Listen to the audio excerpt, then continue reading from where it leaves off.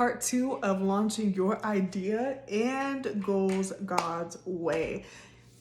It is so important that there is an anchor to our goals, in which I talked about in part one, understanding your why. But in this part, we're going to talk about understanding the problem.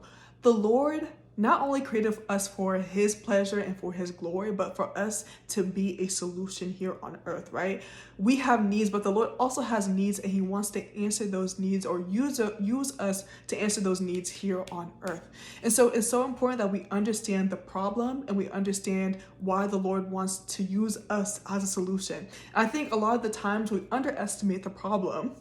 We underestimate why the Lord wants us to write that book. We underestimate why he wants us to speak into a generation of women. We underestimate why he may want us to steward our health better, because we do not we underestimate the impact.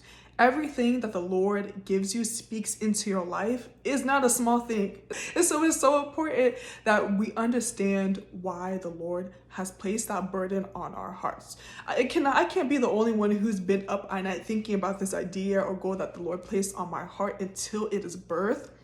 And I know that you have had that same experience. We have to understand that the problems, the things that we have faced in this life was not just for ourselves. The testimonies of how the Lord had redeemed us from these problems is not just for us, but it's for other people as well. Remember, you are a child of God, right? You are part of a chosen generation. Like, he chose you to solve that issue. He saw that there was a need on earth and created you not just for his pleasure, but also for kingdom impact here on earth. And so as you guys are writing out your goals for quarter two, I encourage you to write down, what is the problem? Ask God in prayer, what is the burden you place on my heart?